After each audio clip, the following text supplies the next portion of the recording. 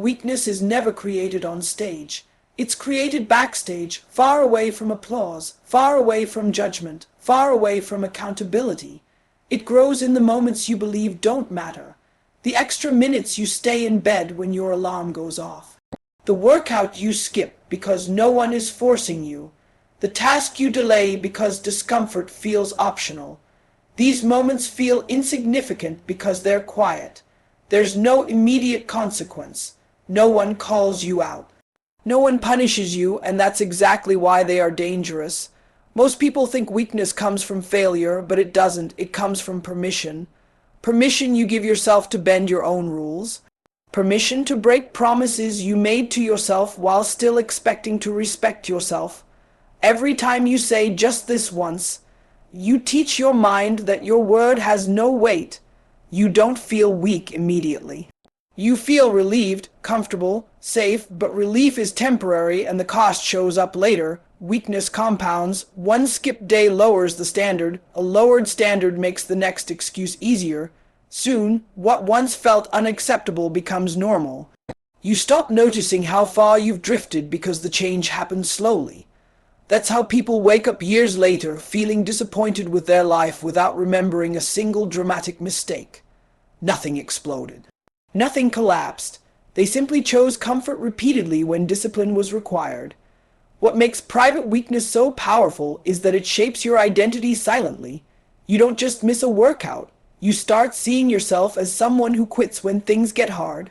You don't just delay work. You start believing you're unreliable. These beliefs don't come from what you say about yourself. They come from evidence. Your brain keeps score. It remembers every time you chose the easy path, even when you try to forget. The opposite is also true. Strength is built privately too, not in speeches or motivation, but in boring repetition, in doing the hard thing when it would be easy to walk away, in honoring commitments that only you know about. These moments don't feel heroic. They feel uncomfortable, lonely, and sometimes pointless, but they are proof. Proof that you can be trusted by yourself.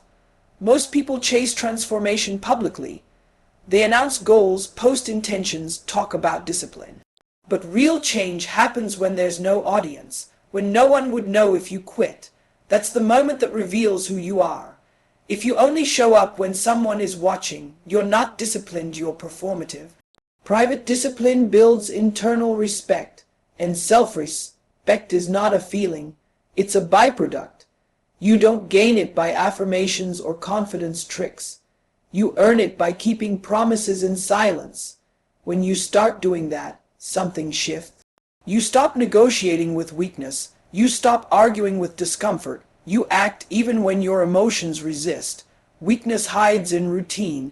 It disguises itself as normal behavior. Everyone skips sometimes. Everyone procrastinates sometimes. Everyone feels tired. But not everyone lets those moments define them. The difference between strong lives and weak ones isn't talent, luck, or motivation. It's how often a person gives in privately versus how often they hold the line. Every quiet decision is a vote for the person you are becoming. You don't need a perfect streak. You need honesty. You need to see those private moments clearly, without excuses, without justification. Because the life you end up with will always be an honest reflection of what you did when no one was watching. Comfort doesn't arrive by force. It's invited. Every weekday begins with a choice that feels reasonable in the moment. You tell yourself you deserve rest. You convince yourself that today isn't important. You rationalize delay as balance, avoidance as self, care and laziness as recovery. Comfort rarely feels dangerous. It feels earned, and that's why it destroys people quietly. The problem isn't comfort itself. The problem is choosing it daily. When comfort becomes your default response to resistance, it rewires how you approach life. You start avoiding anything that demands effort, patience, or discomfort. Growth slows down, then stops, but you don't notice because nothing feels wrong immediately. Life doesn't punish you on day one. It lets you slide. Every day you wake up, you make dozens of decisions that shape your future, whether you acknowledge them or not. Do you get up when the alarm rings, or do you negotiate with it? Do you do the hard task first, or do you scroll until time disappears? Do you train when you're tired, or do you promise yourself tomorrow will be better? These choices seem small, but they form habits. Habits form standards. Standards form lives. Comfort trains your mind to seek the path of least resistance. Once that pattern is established, effort starts to feel abnormal. Discipline feels extreme. Hard work feels unnecessary. You begin to resent discomfort instead of respecting it. That's when people start asking why life feels harder even though they're doing less. It's because avoidance doesn't reduce difficulty, it multiplies it later. There's a delayed penalty for choosing comfort. Skipping one workout doesn't hurt you. Skipping many builds a body that can't handle stress. Avoiding one hard conversation doesn't ruin your life. Avoiding many destroys relationships. Putting off one responsibility feels harmless. Making it a habit creates chaos. Comfort always sends the bill later, and when it arrives, it's expensive. What makes comfort dangerous is how convincing it sounds. It speaks in your own voice. It uses logic, emotion, and past effort against you. You worked hard yesterday, you're tired, you've earned a break. Other people are doing less than you. One day won't matter. These thoughts feel supportive, but they are negotiations with weakness. Discipline doesn't negotiate, it decides. When comfort becomes a daily decision, your tolerance for discomfort shrinks. Things that once felt manageable now feel overwhelming. You start feeling anxious under pressure, irritated by effort, and exhausted by responsibility. Not because life got harder, but because you got softer. And softness doesn't show up as failure right away. It shows up as fragility. Strong people aren't immune to comfort. They just don't obey it automatically. They understand that feelings are temporary, but standards are permanent. They act based on who they want to become, not what feels good in the moment. They know that discipline is not punishment. It's protection against regret. Every hard choice you avoid today doesn't disappear. It waits, it stacks, and one day you'll be forced to face all of it at once with less strength than you had before. That's the trap. Comfort feels like relief now, but it steals resilience from your future self. The most dangerous comfort isn't rest. It's the belief that you can live an easy life and still earn a strong one. Life doesn't work that way. Strength demands resistance. Growth requires friction. Confidence is built through action under pressure. When you remove discomfort from your days, you remove the very thing that builds you. Daily discipline isn't about being extreme. It's about refusing to let comfort make your decisions for you. It's choosing effort when ease is available. It's doing what needs to be done even when no one forces you. Over time, these decisions harden you. They build capacity. They raise your standard. Comfort is always available. So is weakness. And every day, without exception, you choose one or the other. Easy days lie to you. They make you believe you're making progress just because nothing hurts. You wake up feeling fine, everything goes smoothly, and you assume you're on the right path. But ease doesn't test you. It doesn't reveal anything about your character. It doesn't demand growth. It simply lets you pass through unchanged. That's why easy days don't build strength. They maintain what already exists, and sometimes they even weaken it. Hard days are different. Hard days expose you. They bring friction, resistance, fatigue, and doubt. They show you where you're undisciplined, where you avoid effort, where your standards collapse under pressure. Most people see that discomfort and assume something is wrong. They think they're failing. In reality, that discomfort is the signal that the work actually matters. The days you feel tired, unmotivated, and overwhelmed are not obstacles to progress. They are the doorway. Anyone can show up when energy is high and conditions are perfect. That takes nothing. The real test is whether you can act when your body is heavy and your mind is loud. That's when discipline replaces motivation, and discipline is the only thing that lasts. Hard days don't just test physical ability, they test your identity. When everything inside you wants to quit, you're forced to answer a question without words. Who are you when quitting is easier? You don't answer it by thinking. You answer it by acting, and whatever action you take becomes evidence that your mind will remember. This is why the days you want to skip matter more than the days you don't. On easy days, you're just going through the motions. On hard days, you're either reinforcing weakness or building resilience. There is no neutral outcome. Every hard day forces a decision, and that decision either strengthens you or softens you. Avoiding hard days teaches your nervous system that discomfort is a threat. Over time, even small challenges begin to feel overwhelming. You become reactive, impatient, and easily stressed. Not because you're incapable, but because you've trained yourself to escape resistance instead of facing it. Hard days, when embraced, do the opposite.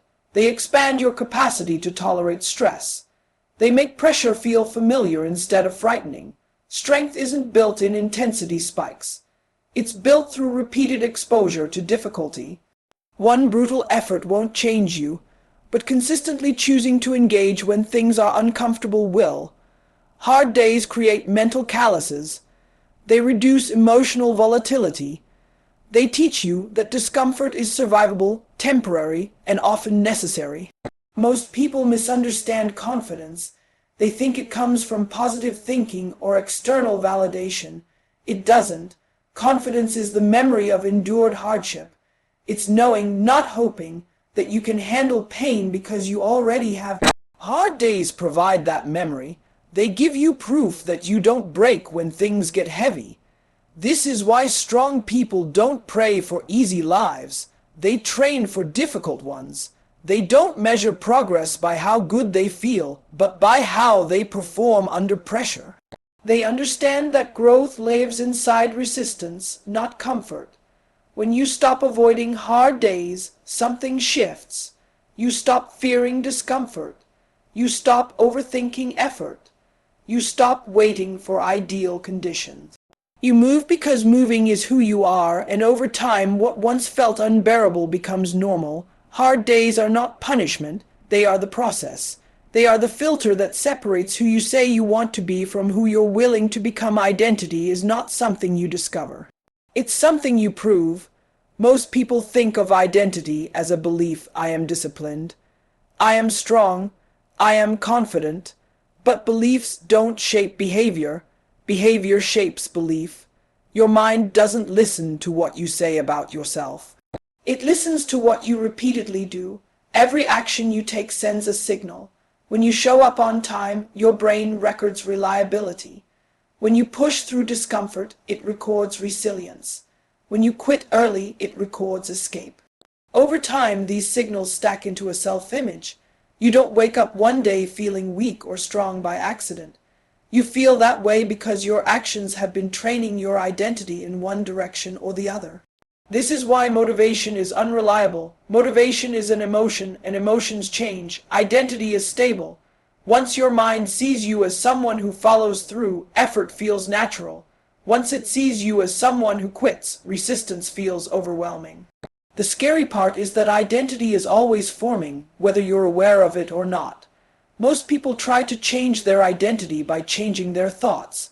They repeat affirmations, visualize success, or wait until they feel ready. But feeling follows action, not the other way around. You don't act confident because you feel confident. You feel confident because you've acted under pressure enough times to trust yourself. Your identity is shaped most on the days when you don't want to act. Anyone can behave well when conditions are easy. That doesn't change how you see yourself.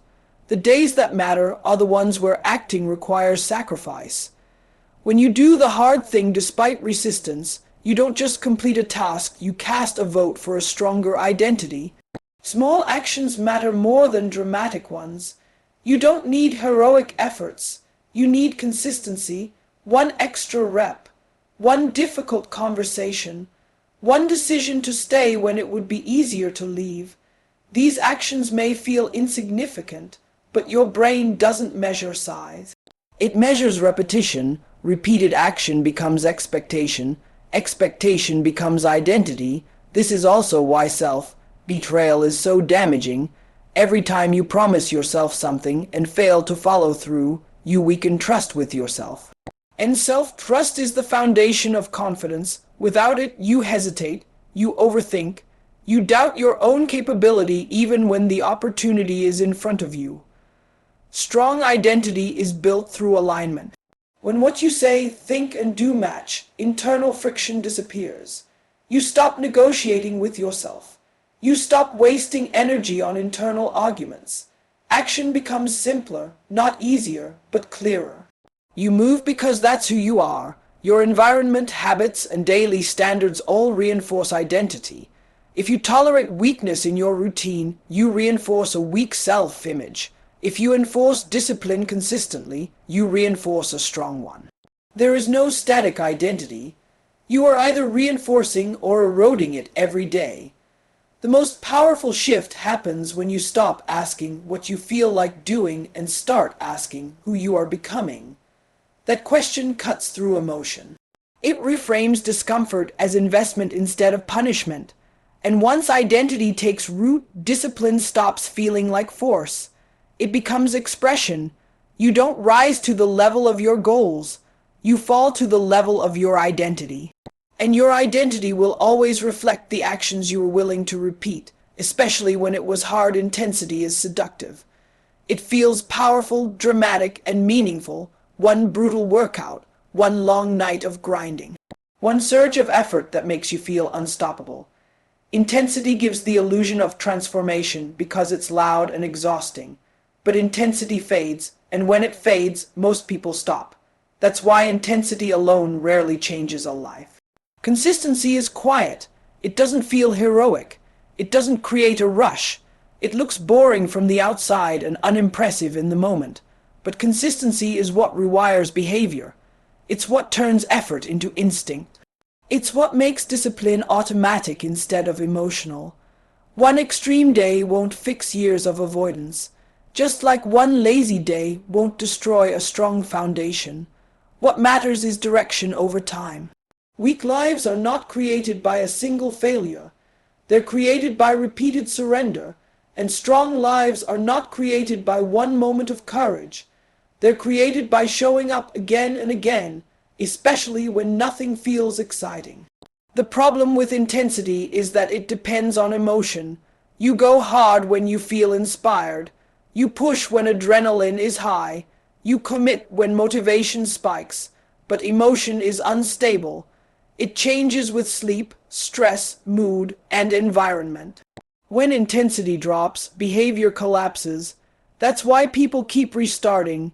They mistake bursts of effort for progress. Consistency doesn't ask how you feel. It asks what the standard is. It removes drama from discipline. You don't need to destroy yourself today. You just need to not quit today. You need to do the work at a level you can repeat tomorrow, and the next day, and the next. Most people underestimate how powerful small daily actions are because the results are delayed. You don't feel stronger immediately. You don't see progress right away, and because there's no instant reward, people assume it's not working. But consistency compounds quietly, just like weakness does. Skipping one day doesn't feel dangerous. That's why it's dangerous. It lowers the bar, and once the bar drops, it's easier to drop it again. Over time, standards erode. Effort becomes optional. Discipline becomes conditional. And without realizing it, you've trained yourself to be inconsistent. That's how people lose trust in themselves. Consistency builds self-trust. Every time you do what you said you would do, even at a small level, you reinforce reliability. Your mind starts to believe you, and when your mind believes you, resistance weakens. Action becomes smoother. You stop fighting yourself before you even begin. This is why consistency beats motivation. Motivation asks, do I feel like it? Consistency asks, is this what I do? One question is emotional, the other is identity-based, and identity always wins in the long run. People chase extremes because they want to feel change. But real change doesn't feel dramatic. It feels repetitive. It feels uneventful. It feels like doing the same thing long after the excitement has worn off. That's the phase where most people quit, not because it's hard, but because it's boring. Consistency requires humility. It requires accepting slow progress. It requires letting go of the fantasy that one big effort will save you. It demands patience and restraint, but in return, it gives you something intensity never can: stability. A consistent person doesn't panic when motivation disappears. They don't spiral when a day goes wrong. They adjust and continue. They understand that momentum isn't built from perfection, but from persistence. Weak days don't destroy strong lives when consistency exists. They get absorbed, they get corrected. But without consistency, every weekday becomes a setback, and too many setbacks become an identity. The strongest people are not the ones who can go the hardest once. They are the ones who can keep going when there is no excitement, no applause, and no immediate reward. They don't rely on intensity to move. They rely on standards. Consistency is not about doing everything. It's about doing something every day that aligns with who you want to become. Over time, those small actions harden into discipline. Discipline hardens into identity. And identity shapes the life you live. Consistency doesn't look impressive in the beginning. It doesn't give you a rush. It doesn't make you feel special.